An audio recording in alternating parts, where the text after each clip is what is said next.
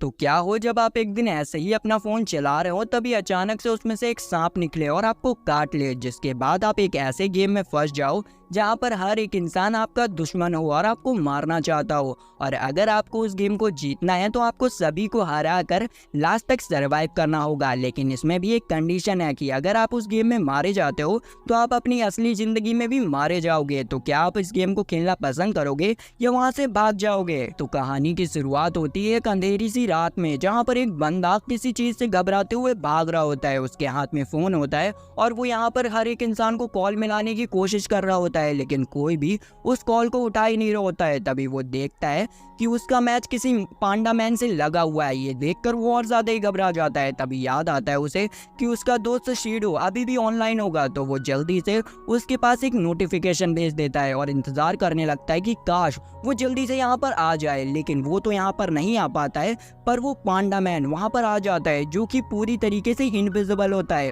और वो आते के साथ ही साथ उस बंदे को मार देता है। अब भाई इसके अगले दिन हम देखते हैं कि जिस जगह वो बंदा मरा होता है उस जगह एक अजीब सा सिंबल बन जाता है और इसी चीज के बारे में पूरे शहर में चर्चा चल रही होती है। और वहीं सीडो का दोस्त भी सीडो को इन्हीं सब चीजों के बारे में बता रहा होता है। तभी सीडो के पास किंजो नाम का एक बंदा आता है जो कि उससे हमाडो के बारे में पूछता है। असल में हमाडो वही बंदा है जिसे कि हमने पिछली रात में देखा था। किंजो यहाँ पर सीडो से पूछता है कि क्या तुमने हमाडा को देखा है, जिस पर वो बताता है कि हमाडा तो आज एब्सेंट है।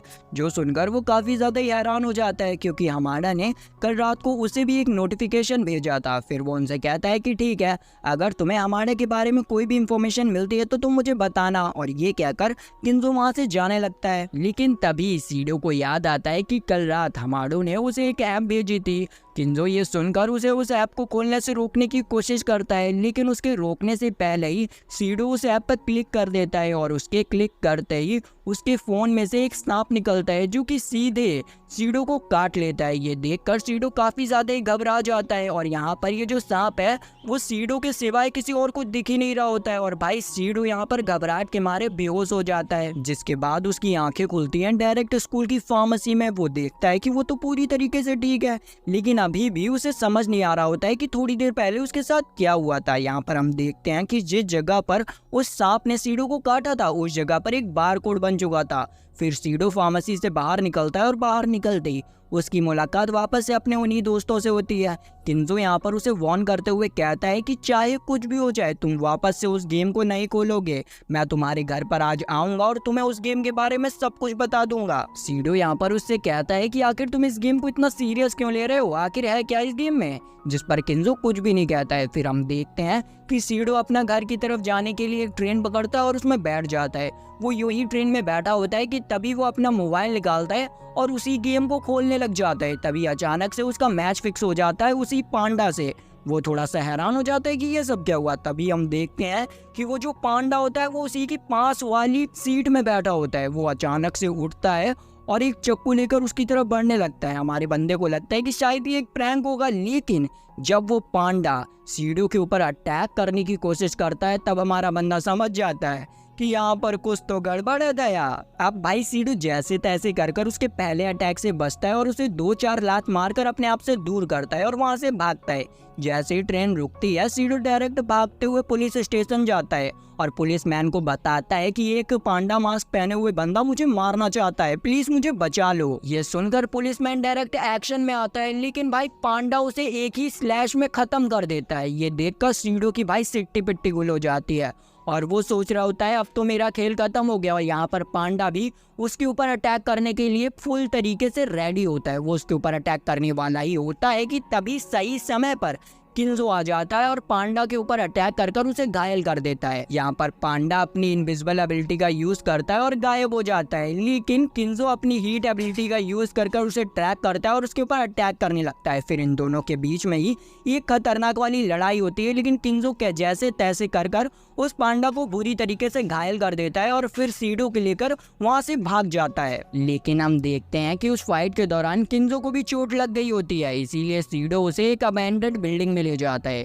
जहाँ पहुँचने पर वो एम्बुलेंस को कॉल करने की कोशिश करता है, लेकिन वो कॉल लगता ही नहीं है। तभी किंजो उसे बताता है कि जब आप डार्विन गेम में होते हैं तो आपका कनेक्शन बाहरी दुनिया से कट जाता है, इसीलिए तुम किसी को भी कॉल नहीं कर सकते हो। ये सुनकर सीडो काफी ज्यादा ही परेशान हो जाता है, लेकिन वो इस चीज से बेफिक्र होता है कि अब पांडा तो उसे पकड़ नहीं पाएगा। पर इस पर भी किंजो उसे बताता है कि तुम गलत सोच रहे हो। हर प्लेयर के पास एक ट्रैकिंग डिवाइस होता है जिसकी मदद से वो दूसरे प्लेयर को ट्रैक कर सकता है, इसीलिए जल्द ही पांडा हमें ट्रैक कर लेगा। और ऐसा होता भी है। वो देखता है कि भाई पांडा उनके अपार्टमेंट के नीचे खड़ा हुआ है और उसने उन्हें देख भी लिया है। ये देखकर हमारे बंदे की फट जाती है, तो वो जल्दी से किंजो को उठाता है और लेते हुए अपनी पोजीशन थोड़ी सी चेंज कर देता है छुपने की।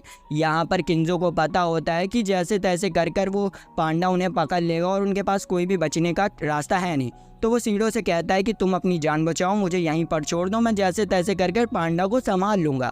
तो हमारा बंदा ऐसा ही करता है और जल्दी से भागने लगता है, लेकिन भाई रास्ते में ही उसे पांडा मिल जाता है। तो सीडो जल्दी से अपनी डायरेक्शन चेंज करता है और भागते हुए उसी बिल्डिंग के बाथरूम में जाकर छुप जाता है। पर पांडा उसे ट्रैक करते करते वहां पर भी पहुंच जाता है। यहाँ पर हमारा बंदा एक दिमाग इस्तेमाल करता है और जल्दी से अलमारी से बाहर निकल कर पांडा के ऊपर एक फायर एक्सिस्टेंस का यूज करता है, जिससे कि वहां पर बहुत ज्यादा ही धुआं हो जाता है और पांडा कुछ देख नहीं पाता है। इसी चीज का फायदा उठाकर सीडो उसके ऊपर अटैक करने लग जाता है, लेकिन पांडा अपनी इनविजिबिलिटी एबिलिटी का यूज कर कर गायब हो जाता है और फिर सीडो की मारने लग जाता है, मतलब यार सीडो को मारने लग जाता है। यहाँ पर पांडा सीडो को पूरी तरीके से खत्म कर पाता उससे पहले ये गाड़ी आकर पांडा को टक्कर मार देती है और पांडा दूर जाके गिरता है। यहाँ पर पांडा थोड़ा इनविजिबल होता है, इसलिए वो लोग उसे देख नहीं पाए होते हैं। यहाँ पर हम देखते हैं कि पांडा का खेल खत्म होने लगता है और वो क्यूब के फॉर्म में डिस्ट्रॉय होने लगता है। हमारा बंदा उससे आखिरी वक्त में पूछता है कि ये सब क्या चल रहा है,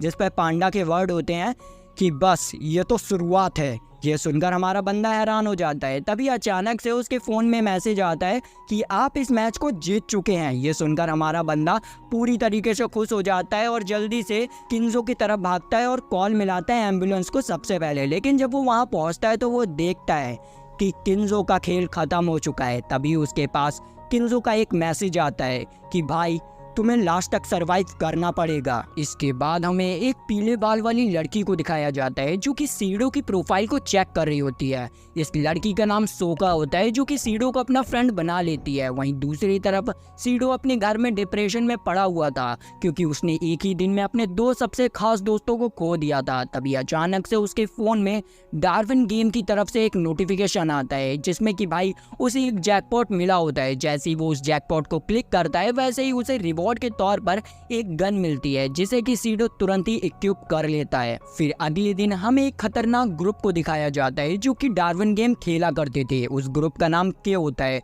जो कि दूसरे ग्रुप मेंबर्स को बुरी तरीके से मार देते हैं और उनके सभी गेम पॉइंट्स को छीन लेते हैं। और इधर हम सोका को देखते हैं जो कि हमारे सीडो को मैसेज करती है और उसे कहती है कि अगर तुम इस गेम के बारे में जानना चाहते हो तो तुम मुझे एक अमेंडेंट फैक्ट्री में आकर आज रात को मिलो। तो हमारा बंदा जब इस मैसेज को पढ़ता है तो उसी रात को सोका के बताए हुए एड्रेस पर पहुंच जाता है जहां पर उसे सोका मिल भी जाती है। सोका सीडो से कहती है कि तुम चाहो तो मुझसे कोई भी एक क्वेश्चन पूछ सकते हो, जिस पर हमारा बंदा सीधे उससे पूछता है कि आखिर मैं इस गेम से कैसे निकल सकता हूँ।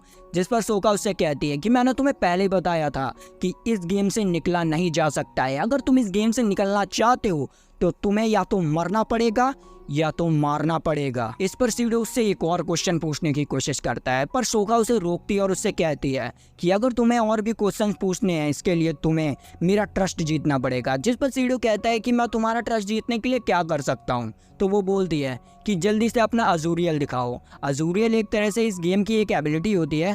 जैसे ही कोई बंदा इस गेम में रजिस्टर करता है तुरंत ही उसे ये एबिलिटी मिल जाती है, लेकिन हमारे बंदे को ये एबिलिटी नहीं मिली होती है। वो उससे कहता है कि मुझे मेरी अजूरियल नहीं मालूम है। तो यहाँ पर सोका उसे बताती है कि तुम अपने प्रोफाइल में जाओ और अपने अवतार के नीचे देखना, वहाँ पर तुम्हारा अजूरियल होगा। तो हमारा बंदा ऐसे ही करता है और प्रोफाइल में देखता है, लेकिन यहाँ पर उसके प्रोफाइल में उसकी अजूरियल एरर दिखा रही होती है। ये देखकर सोका थोड़ी शॉक हो जाती है और कहती है कि यार ये कैसा बंदा है, इसके पास अजूरियल क्यों नहीं है। क्योंकि अजूरियल की पावर्स सांस लेने जितनी आसान होती है। जैसे कि आप सांस लेने को नहीं रोक सकते हो, उस पावर को भी आप नहीं रोक सकते हो, आपको मिलेगी। इस पर हमारा बंदा कहता है कि लो मेरे पास तो अजूरियल ही नहीं है, अब मैं तुम्हारा ट्रस्ट कैसे जीत सकता हूँ।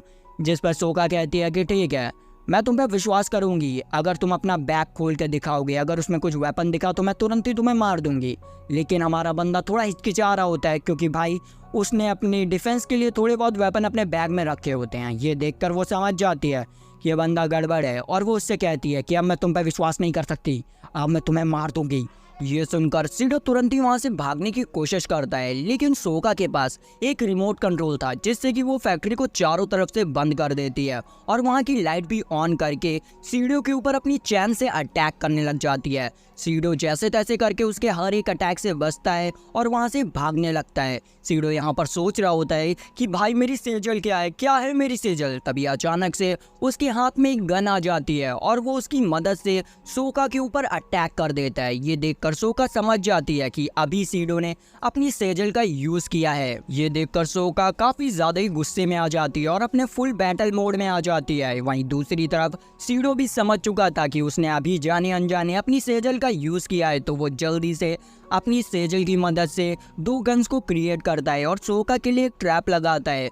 फिर वो जल्दी से एक नकली बुलेट को फायर करता है जिसकी आवाज़ सुनकर सोका वहां पर आ जाती है। तभी लाइट भी कट ऑफ हो जाती है और इसी चीज़ का फायदा उठाकर सीडो सोका के ऊपर अटैक कर देता है और उसे ज़मीन पर गिरा देता है। फिर वो अपनी दूसरी गन से उसके ऊपर पॉइंट कर देता है और कहता है कि हार मान जाओ वरना मैं तुम्हें मार दूंगी। ये देखकर सोका भी हार मान लेती है और फिर वो अपने फ़ोन में देखती है कि उसका जो बैटल पॉइंट है वो माइनस हो चुका है। यहाँ पर हमें पता चलता है कि इस गेम में अगर आप किसी प्लेयर को हराते हो तो उसका बैटल पॉइंट माइनस होकर आपको मिल जाता है। यहाँ पर सीडो काफ़ी ज़्यादा ही थक जाता है, इसीलिए बेहोश हो जाता है वो सोका के ऊपर। वहीं दूसरी तरफ हम एक रिने नाम की लड़की को देखते हैं जो कि सीडो और सोका के ऊपर नजर रख रही होती है। वो यहाँ पर सीडो की परफॉर्मेंस देखकर काफ़ी ज़्यादा ही हैरान होती है और वो कह रही होती है कि ये बंदे ने एक ही दिन में 2 ऐसे रैंक के प्लेयर्स को हरा दिया है, इस बंदे में कुछ तो खास बात है। वहीं दूसरी तरफ हम सीडो को देखते हैं जिसकी आंखें सोका के घर में खुलती हैं। सोका उससे कहती है कि बहुत बढ़िया, अब तो हम लोग दोस्त बन गए ना, चलो फैमिली प्लानिंग की तैयारी करते हैं। ये सुनकर सीडो थोड़ा सा कंफ्यूज हो जाता है, तो वो बताती है कि फैमिली प्लानिंग का मतलब चलो क्लैन बनाते हैं, जिस पर वो कहता है कि ठीक है हमें क्लैन बनानी चाहिए। इसके बाद सोका उसे पॉइंट्स के बारे में बताती है। वो बताती है कि जब भी हम लोग कोई बैटल को जीतते हैं तो हमें कुछ बैटल पॉइंट्स मिलते हैं जिन्हें कि हम कैश या किसी भी विश में कन्वर्ट कर सकते हैं। ये सुनकर सीडो कहता है कि ठीक है मैं अपने 10 बैटल पॉइंट्स को कैश में कन्वर्ट करूंगा, जिसके लिए वो डायरेक्ट अपने बैंक में जाता है, मतलब एटीएम में जाता है अपने अमाउंट को चेक करने के लिए। रास्ते में वो सोच रहा होता है कि लास्ट टाइम जब मैंने अपना बैलेंस दिखा था तो वो सिर्फ 50,000 यन था, लेकिन जब वो अपने एटीएम में चेक करता है तो उसे पता चलता है कि उसका बैलेंस तो पूरे 1 मिलियन यन हो चुका है। ये देखकर वो काफ़ी ज़्यादा ही शॉक हो जाता है और सोचता है कि मैंने तो सिर्फ 10 बैटल पॉइंट्स को ही चेंज किया था और मुझे इतना ज़्यादा ही अमाउंट मिल चुका है। इसके बाद हमें अगले दिन की सीन दिखाई जाती है जहाँ पर सोका सीडो को लेकर शिबुया आई होती है। यहाँ पर सीडो सोका से डार्विन गेम के बारे में पूछता है कि आखिर ये है क्या, जिस पर वो उससे कहती है कि ये तुम ऐसे इस गेम का खुलेआम नाम नहीं ले सकते हो, या तो तुम इसे किसी और नाम से बुलाओ या तो इसे डी गेम कहो, वरना तुम्हारा गेम ओवर हो जाएगा। वो यहाँ पर बताने लगती है उसे कि ये जो डार्विन गेम है ये एक डेथ गेम की तरह है, इसमें आपके 2 प्लेयर्स के बीच में मैच होगा और जो इस मैच में जीतेगा उसे कुछ बैटल पॉइंट्स मिलेंगे जिन्हें कि आप मनी में कन्वर्ट कर सकते हो, और जो हारेगा उसे पीस बाय पीस किसी और जगह पर टेलीपोर्ट कर दिया जाएगा। वो किस जगह पर टेलीपोर्ट किया जाता है इसके बारे में हमें कुछ भी नहीं पता है। फिर सोका सीडो को बताती है कि मैंने सुना है कि इस एरिया में डी गेम के रिलेटेड एक सीन हुआ था जिसमें कि 12 लोगों को बड़ी बेरहमी से मार दिया गया था, और मुझे लगता है कि हो ना हो ये काम ग्रुप के ने किया होगा। और तुम्हें लग रहा होगा कि मैं इस एरिया में तुम्हें क्यों लाई हूँ ना, मैं इस एरिया में तुम्हें इसलिए लाई हूँ क्योंकि हमारा जो अगला इवेंट है वो इस एरिया में ही टेक प्लेस करता है, जो कि एक नया ट्रेजर हंटिंग इवेंट है, और इस इवेंट को स्टार्ट होने में थोड़ा बहुत टाइम होता है। तो भाई हमारी सोका सीडो को ले जाती है शॉपिंग कराने के लिए और कुछ ड्रेसेस को चेक करने लगती है। हमारा बंदा वहीं बाहर खड़ा होता है और अपने फ़ोन को चला रहा होता है। वहीं दूसरी तरफ हमें एक लड़के को दिखाया जाता है जो कि रिन से सीडो और सोका के बारे में इंफॉर्मेशन गेन कर रहा होता है, क्योंकि भाई हमारा जो बंदा है वो पूरे गेम में बहुत ज़्यादा ही फेमस हो चुका होता है क्योंकि उसने 2 हाई लेवल के प्लेयर्स को हराया था, इसीलिए उस बंदे का टारगेट भी हमारा सीडो होता है। तो रेन यहाँ पर उसको उसकी सारी लोकेशन बता देती है, तो वो बंदा वहाँ पर पहुँच जाता है और वो सबसे पहले हमारे सीडो का फ़ोन लेता है और उससे कहता है कि अगर तुम्हें तुम्हारा फ़ोन चाहिए तो तुम्हें मेरे साथ चलना पड़ेगा, मुझे तुमसे कुछ इंपॉर्टेंट बात करनी है। और वो जो बंदा होता है वो हमारे सीडो को लेके आ जाता है एक सुनसान गली में। मतलब यार ये करना क्या चाहता है हमारे बंदे के साथ। यहाँ पर वो बंदा सीडो से कहता है तुम डी गेम खेलते हो ना, मैं तुम्हें डुओ के लिए चैलेंज करता हूँ, जिस पर सीडो साफ मना कर देता है। तो वो कहता है नहीं ऐसा नहीं होगा, मैंने सुना है तुम्हारे बारे में कि तुमने एक ही दिन में द अनडिफीटेड क्वीन और रूकी पांडा को हराया है, इसीलिए मैं तुम्हारी पावर्स को देखना चाहता हूँ। ये कहकर वो सीडो के साथ अपने मैच को फिक्स कर देता है। फिर भाई वो अपनी आधी पावर से सीडो के ऊपर अटैक कर देता है। सीडो उसके एक ही पंच में ढेर हो जाता है। तो वो बंदा सीडो से कहता है कि यार तुम तो बहुत ज़्यादा ही कमज़ोर हो, थोड़ा खाना वाना खाया करो। वहीं दूसरी तरफ हम सोका को देखते हैं जो कि रिको से ग्रुप के बारे में इंफॉर्मेशन निकलवा रही होती है। फिर वापस से सीन शिफ्ट होती है सीडो की तरफ, जहाँ पर सीडो उस बंदे को देखते हुए एक स्माइल पास करता है। फिर भाई वो अपने हाथ में एक वेपन को समन कर उस बंदे के ऊपर अटैक कर देता है। वो बंदा उसके उस अटैक से तो बच जाता है, लेकिन यहाँ पर सीडो उसके फ़ोन को उसके जेब में से निकाल लेता है और उससे कहता है कि तुम्हें पता है ना, इस गेम में अगर तुम्हारे पास फ़ोन नहीं हुआ तो तुम इस पूरे गेम में फंसे रह जाओगे। तुम्हें कभी पता नहीं चल पाएगा कि तुम्हारा अपोनेंट कौन है और तुम्हारा खेल यहीं पर ख़त्म हो जाएगा। अगर तुम्हें अपना फ़ोन चाहिए तो तुम्हें सरेंडर करना होगा, जिस पर वो साफ मना कर देता है। लेकिन तभी वहाँ पर सोका भी आ जाती है और हमारे बंदे की एक टैग टीम बन जाती है, जो देखकर वो बंदा डर जाता है और तुरंत ही सरेंडर कर देता है। लेकिन तभी इन लोगों का इवेंट स्टार्ट हो जाता है और ये तीनों ही टेलीपोर्ट हो जाते हैं इवेंट वाली लोकेशन पर। इन लोगों का इवेंट होता है ट्रेजर हंटिंग का, जिसमें कि इन लोगों को 3 रिंग्स ढूंढनी होंगी, जिनमें कि कुछ स्पेशल जेम्स लगे हुए हैं और उन जेम्स के पॉइंट्स कई ज़्यादा ही हैं। अगर सभी प्लेयर्स इन तीनों जेम्स को वक्त होने से पहले इकट्ठा कर लेते हैं तो वो इस गेम को जीत जाएंगे। और इन लोगों को गेम पूरा करने के लिए पूरे 24 घंटे मिले होते हैं और इस गेम के जो प्लेयर्स होते हैं वो पूरे 300 होते हैं। वहीं दूसरी तरफ हम देखते हैं कि इस इवेंट में ग्रुप के का लीडर वैंग भी आया होता है, जो कि भाई एक बिल्डिंग के ऊपर बैठा होता है। उसी बिल्डिंग में एक लड़की छुपकर उसे देख रही होती है और सोच रही होती है कि अगर मैंने इसे मार दिया तो इस गेम को जीतना मेरे लिए काफ़ी ज़्यादा ही आसान हो जाएगा। लेकिन भाई ये उसकी सबसे बड़ी गलती होती है, क्योंकि वैंग उसे सिर्फ एक ही पंच में बिल्डिंग से नीचे गिरा देता है और उसका खेल ख़त्म हो जाता है। यहाँ पर अब पॉपुलेशन सिर्फ बची होती है 299 और इसी तरीके से इस इवेंट का स्टार्ट होता है। इवेंट के स्टार्ट होते ही अचानक से पूरे एरिया में एक तेज़ सी आवाज़ आती है, जिससे कि भाई जितने भी वहाँ के लोकल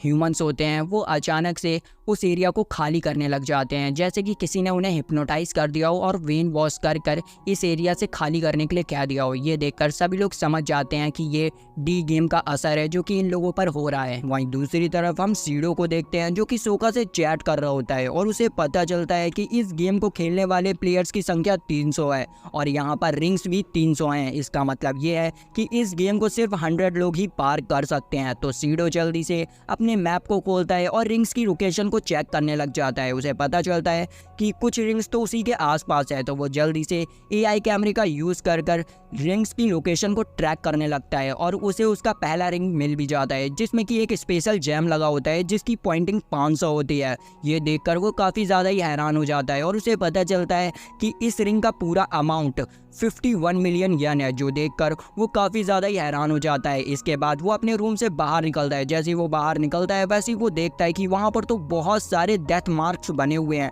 जो देखकर वो काफ़ी ज़्यादा ही शॉक हो जाता है। सीडो यहाँ पर आगे बढ़ता है तो वो देखता है कि एक बंदा गन लेकर खड़ा है, जो कि उसे देखते ही उसके ऊपर अटैक कर देता है। पर सीडो उसके जैसे तैसे कर अटैक से बचता है और वहाँ से भागने की कोशिश करता है। सीडो यहाँ पर नीचे जाने की कोशिश करता है, लेकिन वो देखता है कि किसी ने सीढ़ियों पे बहुत सारे पेड़ पौधे लगा दिए हैं और उसे ब्लॉक कर दिया है। तो अब भैया हमारा बंदा ऊपर की ओर भागने लगता है, लेकिन तभी सामने एक डेड एंड आ जाता है और वो फंस जाता है। सीडो यहाँ पर उस बंदे से कहता है कि तुम मेरी रिंग रख लो लेकिन मुझे छोड़ दो, जिस पर वो कहता है कि ना मुन्ना ना, मैं ऐसा नहीं कर सकता हूँ, मैं तुम्हें मारूंगा। और ये कहकर वो उसकी रिंग भी ले लेता है और उसे मारने के लिए अपनी ट्रिगर दबाता है, लेकिन भाई उसकी गन चलती ही नहीं है। ये देखकर वो बंदा कहता है बेटा तुम बहुत ज़्यादा ही लकी हो, जाओ मैंने तुम्हें छोड़ दिया। और ये कहकर वो पास ही की लिफ्ट पकड़कर नीचे चला जाता है। सीडो भी उसकी बगल वाली लिफ्ट को ऑन करने की कोशिश करता है, लेकिन वो ऑन ही नहीं होती। तभी वहाँ पर रिन आती है और उससे कहती है कि इस लिफ्ट को मत खोलना, जिस पर वो कहता है ऐसा क्यों।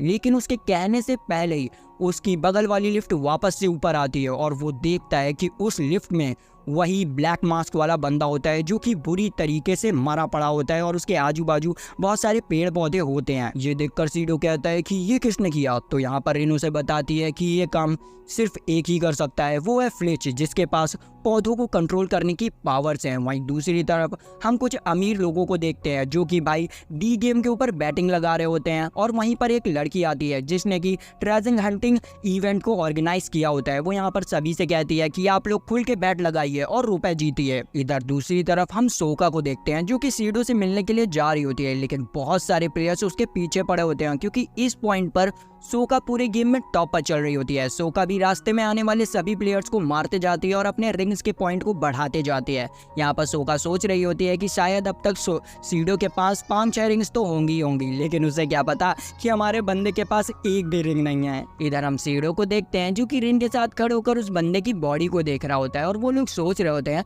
कि ये बंदा अभी तक टेलीपोर्ट क्यों नहीं हुआ। वो ये सब सोचते हुए आगे बढ़ते हैं। तभी अचानक से हमें उसी मास्क वाले बंदे को दिखाया जाता है जो कि वापस से उठ जाता है और सीडो और रिन के ऊपर अटैक करने के लिए आगे बढ़ता है। यहाँ पर हमें पता चलता है कि जो फ्लिच है उसने इन लोगों को मारा नहीं है, बस बेहोश कर दिया है और अपने पौधों से वो उन्हें कंट्रोल कर रहा है रिन और सीडो को पकड़ने के लिए। यहाँ पर रिन और सीडो उनसे बच के भाग रहे होते हैं और सोच रहे होते हैं कि आखिर फ्लिच को उनके बारे में पता कैसे चल रहा है। तभी अचानक से सीडो को ट्रिगर होता है कि यहाँ पर सीसीटीवी कैमरा लगे हैं, शायद फ्लेचेट उन्हें इनकी मदद से ही ट्रैक कर पा रहा है। तो वो जल्दी से अपनी बंदूक की मदद से उन सभी को फोड़ देता है और फ्लेचेट से कहता है कि तुम बस वेट करो, मैं जल्दी से तुम्हें पकड़ने के लिए आ रहा हूँ। तभी सीन कट होता है और हमें रिन की बैक स्टोरी दिखाई जाती है कि कैसे वो इस गेम में आई थी। एक दिन वो अपनी दोस्त के साथ स्कूल जाने के लिए बस स्टॉप पे खड़ी थी और उस समय उसके फोन में डार्विन गेम था, तो वो उसे ऑन करती है और उसमें से एक सांप निकलकर उसे काट लेता है, जिससे कि उसे फ्यूचर साइट की पावर मिलती है। वो उस पावर से अपनी दोस्त का फ्यूचर देखती है और उसे पता चलता है कि जैसे ही उसकी दोस्त रोड क्रॉस करेगी तो उसका एक्सीडेंट हो जाएगा और वो मर जाएगी, लेकिन वो ऐसा करने से रोक लेती है और उसकी जान बचा लेती है। अब वापस से सीन आता है प्रेजेंट की तरफ, जहाँ पर ये दोनों ही एक कमरे में छुपे होते हैं और फ्लिच उन्हें हर जगह ढूंढ रहा होता है। यहाँ पर फ्लिच अपनी एक नई स्ट्रेटेजी का यूज करता है और अपने सोल्जर से कहता है कि तुम उन्हें हर एक कमरे में ढूंढो। वो हर एक कमरे में चेक करते हैं लेकिन उन्हें कहीं भी नहीं मिलता है। लास्ट में वो लोग 2907 रूम नंबर में पहुंचते हैं और जैसे ही गेट खोलते हैं तो उन्हें वहां पर भी कोई भी नहीं मिलता है। लेकिन अचानक से एक धमाके की आवाज आती है जो कि और किसी ने नहीं, रिन ने किया होता है। उसकी आवाज सुनकर वो लोग वहां पर पहुंच जाते हैं। तभी रिन उनके ऊपर एक स्टैंड ग्रेनेड का यूज करती है जिससे कि वो लोग कुछ भी देख नहीं पाते हैं और इसी चीज का फायदा उठाकर रिन वहां से भागने लगती है। वो लोग रिन के ऊपर बहुत सारे अटैक करते हैं पर रिन अपनी फ्यूचर साइट का यूज कर उनके हर एक अटैक से बचती है और उनके ऊपर अटैक कर उनके 2-3 साथियों को मार देती है। उसकी स्किल को देखकर फ्लिच काफी ज्यादा इम्प्रेस होता है। तभी उसे स्ट्राइक होता है कि यहाँ पर तो सीडो है ही नहीं। अचानक से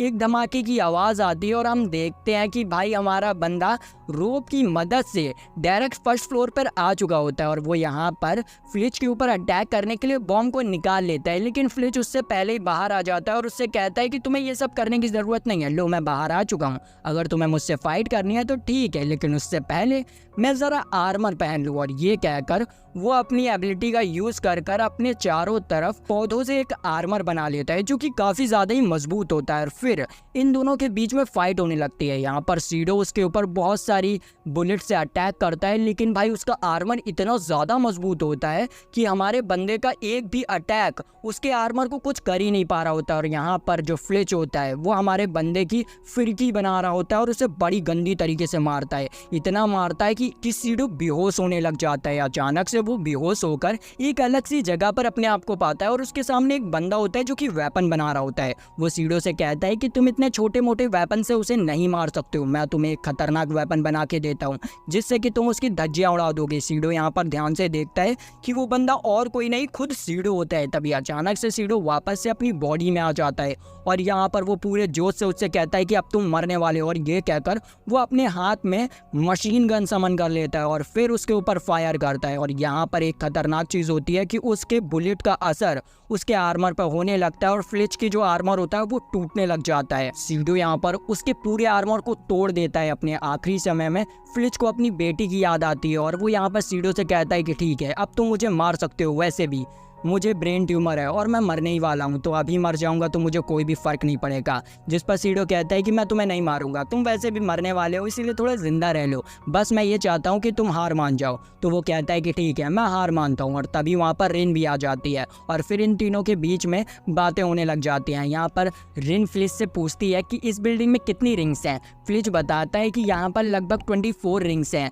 तो वो बोलती है कि जब हम लोग यहाँ पर अपनी एनर्जी वेस्ट कर रहे थे तब बहुत सारे प्लेयर्स ने बहुत सारी रिंग्स को इकट्ठा कर लिया था और इस समय सबसे ज्यादा रिंग्स ग्रुप के लीडर वैंग के पास है, उसके पास 32 रिंग्स हैं। हो ना हो लास्ट में हमारी फाइट उससे जरूर होगी और हम लोग इतने कैपेबल नहीं है कि अकेले उससे फाइट कर पाए। जिस पर सीडो कहता है क्यों ना हम लोग एक प्लान बना लेते हैं, अकेले मरने से अच्छा है कि साथ में उसके साथ लड़ें और फिर मरें। जिस पर सभी लोग मान जाते हैं और इसी के साथ ड्राउन गेम का सीजन 1 खत्म हो जाता है। अब देखते हैं कि भाई हमारा सीडो इस गेम को जीत पाता है या पूरी क्लैन के साथ मारा जाता है। अगर आपको ये सब देखना है तो सीजन 2 का इंतजार करना होगा। इसके लिए आपको लाइक सब्सक्राइब घंटा दबाना होगा, हमारी फैमिली में आना होगा। तो मिलते हैं नेक्स्ट वीडियो में, बाय बाय।